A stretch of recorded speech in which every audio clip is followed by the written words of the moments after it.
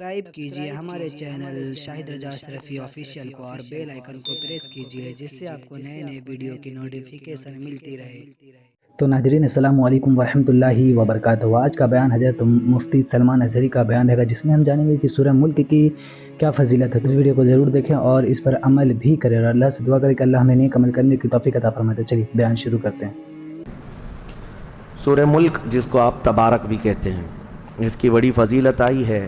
جو بندہ اس کی تلاوت روزانہ کرتا ہے اس کی قبر میں اللہ اندھیرا نہیں ہونے دے گا، اس کی قبر روشن ہوگی۔ اعلیٰ حضرت نے تو یہاں تک لکھا ہے کہ جب سورہ ملک کی تلاوت کرنے والا مسلسل انتقال کر جاتا ہے تو یہ سورہ ملک اللہ کریم کی بارگاہ میں جا کر کے عرض کرتی ہے کہ مولا، یہ مجھے تلاوت کرنے والا بندہ ہے، اس کی قبر میں آسانی دے دے، اور اللہ سے بار بار اصرار کرتی ہے کہ اس کی قبر میں آسانی دے دے، تو رب تعالیٰ اسے اجازت دیتا تو یہ جنت میں جاتی ہے، اور وہاں سے تکیہ بچھونا سب لے کر کے پھر واپس قبر میں آتی ہے۔ بے شک۔ اور قبر میں آنے کے بعد اس میت کو جنتی سامان دیتی ہے، اس کے تکیہ یعنی سرہانہ اور ساری چیزیں دے کر پھر یہ کہتی ہے میرے آنے میں تاخیر تو نہیں ہوئی تجھے۔ سورہ ملک یہ رفاقت ادا کرتی ہے تلاوت کرنے والے کے ساتھ۔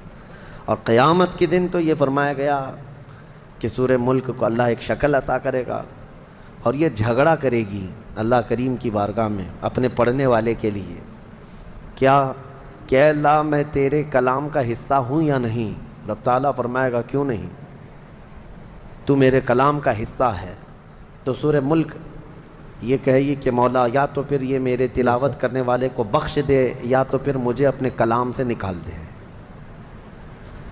اللہ کریم سورہ ملک کی سفارش قبول فرمائے گا، شفاعت اس کی قبول ہوگی، اور سورہ ملک کی تلاوت کرنے والے کو اللہ بخش کر جنت عطا فرمائے گا۔ تو یہ اس کی فضیلت ہے، بڑی فضیلت والی سورہ ہے۔ اس کی تلاوت روزانہ جاری رکھو میرے عزیزو۔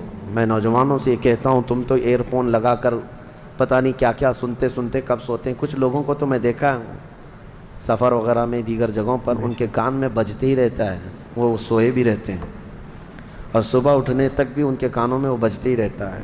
یہ بیماری ہے یا تو ایڈکٹ ہو چکے کچھ لوگ، کیا بجتا رہتا ہے اتنا کنٹینیو کہ نیند میں بھی کچھ لوگوں کو عادت ہے کہ وہ کانوں میں لگا رہے۔ کیا ہی بہتر ہوتا کہ روزانہ سونے کے وقت تم کانوں میں سورہ ملک کی تلاوت لگا کر کے سو جاتے۔ مشکل سے 5 منٹ میں یہ تلاوت، اگر کسی اچھے قاری قرآن سے سنتے ہیں تو 5 منٹ، ورنہ 2-3 منٹ میں یہ قرآن اگر حدر کے ساتھ اس کو پڑھ لیا جائے تو زیادہ سے زیادہ 3 منٹ میں یہ سورہ ملک پوری ہو جاتی ہے۔ 3 منٹ میں سورہ ملک پڑھ بھی سکتے ہیں یا سن بھی سکتے ہیں، لیکن لوگوں کی آج مینٹیلیٹی ایسی بنی ہوئی ہے کہ ان کو دھن چاہیے، گانے باجے اور میوزک چاہیے۔ میں یہ کہتا ہوں کہ گانے باجے تو چھوڑو، نعتیں بھی اپنی جگہ پر اپنا مقام، لیکن اللہ کا کلام اپنی جگہ پر ہے۔ تو تمہیں عادت یہ ڈال لینی چاہیے کہ سورہ ملک کی تلاوت روزانہ کریں گے یا سنیں گے اور اس کے بعد سوئیں گے، انشاءاللہ جس دن ہمارے جانے کا ہوگا قبر میں یہ سورہ ہماری روشنی لائے گی انشاءاللہ۔ سورہ قلم دوسری سورہ ہے جس میں اللہ کریم نے اپنے حبیب صلی اللہ تعالیٰ علیہ وسلم کی تعریف میں یہ سورہ نازل فرمائی۔ ویسے تو دیکھا جائے آغاز سے اخیر تک قرآن ہے نعت مصطفیٰ، آغاز سے اخیر تک قرآن ہے نعت مصطفیٰ، محبوب کے بیان کا کیسا انوکھا ڈھنگ ہے۔ نبی پاک صلی اللہ تعالیٰ علیہ وسلم کی عظمت میں یہ آیتیں اتری ہیں۔ اللہ تعالیٰ فرماتا ہے نون والقلم وما یسطرون ما انت بنعمت ربک بمجنون وان لک لاجرا غیر ممنون۔ مصطفیٰ کریم صلی اللہ تعالیٰ علیہ وسلم کو مکہ کے کفار مجنون کہتے تھے، یعنی دیوانہ، اور اللہ تعالیٰ دفاع فرما رہا ہے محبوب آپ مجنون نہیں ہیں، اپنے رب کی نعمتوں سے بھرے ہوئے ہیں۔ وَإِنَّكَ لَعَلَىٰ خُلُقٍ عَظِيمٍ، آپ تو دنیا میں سب سے بلند اخلاق پر پیدا کیے گئے ہیں۔ ہاں تیرے خلق کو حق نے عظیم کہا، تیرے خلق کو حق نے عظیم کہا، تیری خلق کو رب نے جمیل کیا، کوئی تجھ سا ہوا ہے نہ ہوگا شہا، تیرے خالق حسن و ادا کی قسم۔ نبی پاک صلی اللہ تعالیٰ علیہ وسلم کی سیرت کو اللہ نے سب سے عظیم کہا، خلق، اور خلق یعنی حضور کی صورت کو بھی سب سے خوبصورت کیا۔ نہ حضور کی صورت جیسا کوئی ہے، نہ حضور کی سیرت جیسا کوئی ہے۔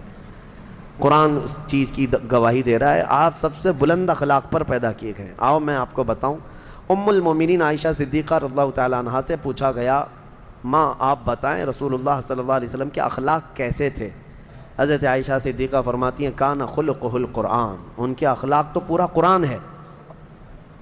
حضور صلی اللہ علیہ وسلم کے اخلاق قرآن ہے۔ حضرت عائشہ فرماتی ہیں قرآن حضور کے اخلاق ہیں، پورے ہیں۔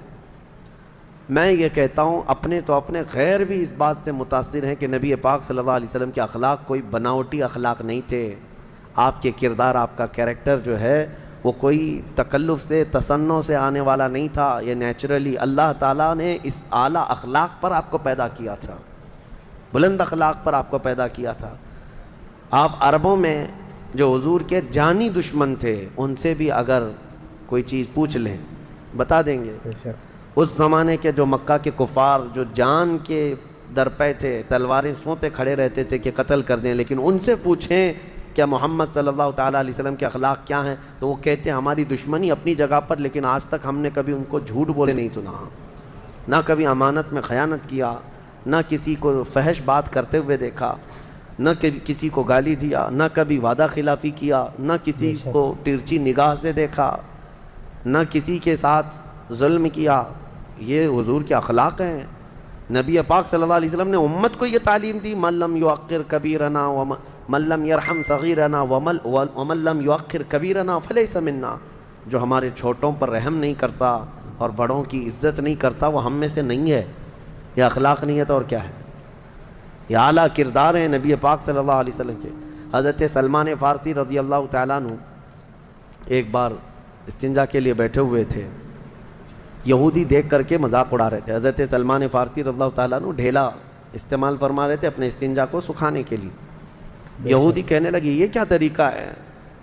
تو حضرت سلمان فارسی نے کہا کہ ہاں، ہمیں رسول اللہ صلی اللہ علیہ وسلم نے اس بات کی تعلیم دی ہے کہ استنجا کو ہم یا تو ڈھیلے سے، پتھر سے یا پانی سے سکھا لیں، دھو لیں۔ یہودی ہنسنے لگے، ٹھٹا مار کر کے کہنے لگے اچھا تمہارے رسول کے پاس تم استنجا کے مسئلے بھی وہ بتا دیتے ہیں، یعنی یہ مسئلے ایسے ہیں جس کو وہ سمجھتے ہیں کہ عیب ہے اس کو بتانا۔ حضرت سلمان فارسی رضی اللہ تعالیٰ عنہ نے فرمایا ہاں، قسم ہے اس رب کی جس نے میرے رسول کو حق کے ساتھ بھیجا، انہوں نے ہماری زندگی کے کسی بھی مسئلے کو چھپایا نہیں، ہر چیز ہمیں بتا کر واضح ہدایت عطا فرمائی ہے۔ اور اسلام ہے جو کسی مسئلے کو چھپاتا نہیں، اور نہ ہی اس میں کوئی شرم و حیا کی بات ہے۔ غلط کاریوں میں پڑھنے سے تو بہتر ہے کہ مسئلے کی حقیقت معلوم ہو جائے لوگوں کو۔ میں آج بھی یہ کہتا ہوں کہ مردوں کے لیے مخصوص مسائل، عورتوں کے لیے مخصوص مسائل دوسرے قوموں میں ڈھونڈ کر کے لا کر کے دکھا دیں۔ حیض کے مسائل، نفاس کے مسائل، استحاضہ کے مسائل، یہ عورتوں کے پرسنل مسائل ہوا کرتے ہیں، لیکن شریعت نے اس کو واضح طریقے سے بیان کیا ہے، پورا بیان کر کے رکھا ہے کہ کہیں کوئی انجانے میں گمراہ نہ ہو جائے اور کچھ کا کچھ نہ کرے۔ یہ اعلیٰ اخلاق پر آیا ہوا دین ہے، نبی پاک صلی اللہ تعالیٰ علیہ وسلم کے اخلاق۔ لیکن افسوس یہ ہے کہ ان کی قوم، ان کی امت آج بد اخلاق ہو رہی ہے۔ افسوس اس بات کا ہے، المیہ اس بات کا ہے کہ نبی پاک صلی اللہ تعالیٰ علیہ وسلم کے جو نام لیوا ہیں یہ ان کے اخلاق کی بجائے کسی اور کے اخلاق کے پیچھے پڑ گئے۔ ابھی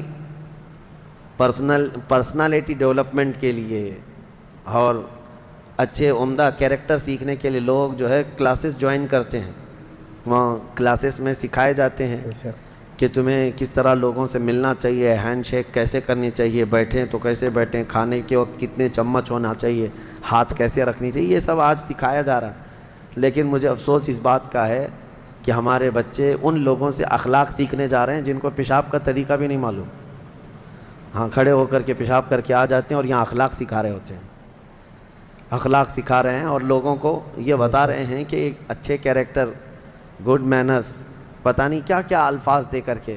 مجھے افسوس اس قوم پر ہے کہ جس کے لیے قرآن کہہ رہا ہے وَإِنَّكَ لَعَلَىٰ خُلُقٍ عَظِيمٍ، محبوب ہم آپ کو سب سے بلند اخلاق پر بنائے ہیں۔ کاش تم دیکھ لیے ہوتے نبی پاک صلی اللہ علیہ وسلم کے اخلاق کو، اسی میں عزت ہے میرے عزیزوں، اسی میں عزت ہے۔ کچھ لوگوں نے آج ایسا سمجھ لیا ہے کہ حضور کے اخلاق، حضور کے کردار بہت پرانے ہو گئے، اس زمانے کے اگر طور طریقوں پر ہم چلیں گے تو پتہ نہیں اب نئی دنیا میں ہم کو کیا سمجھیں گے، ملا بولیں گے، مولوی بولیں گے۔ یہ تمہاری خام خیالی ہے، شیطانی وسوسہ ہے تمہارا۔ ہر زمانے میں میرے مصطفیٰ کے اخلاق اعلیٰ ہیں، لیکن بس اس کو سینے سے لگانے والا ہونا چاہیے۔ تو ناظرین ویڈیو اگر اچھی لگی تو ضرور ویڈیو کو لائک کریں، اور ہمارے چینل پر اگر نئے ہیں تو ضرور سبسکرائب کریں۔ اللہ سے دعا کریں کہ اللہ ہمیں نیک عمل کرنے کی توفیق عطا فرمائے، ہر بلا مصیبتوں سے، پریشانیوں سے، آفتوں سے، بیماریوں سے حفاظت فرمائے۔ ناظرین ویڈیو اگر اچھی لگی تو ضرور لائک کرتے ہوئے جائیں، اور اگر آپ کو ہم سے رابطہ کرنا تو انسٹاگرام کا آئی ڈی کو فالو کریں، میسج کریں، انشاءاللہ ضرور رپلائی دیا جائے گا۔ تو چلیے ملتے ہیں اگلی ویڈیو میں، تب تک کے لیے السلام علیکم ورحمۃ اللہ وبرکاتہ۔ ویڈیو اچھی لگے تو ہمارے ویڈیو کو لائک کریں اور ہمارے چینل کو سبسکرائب کریں۔ شکریہ۔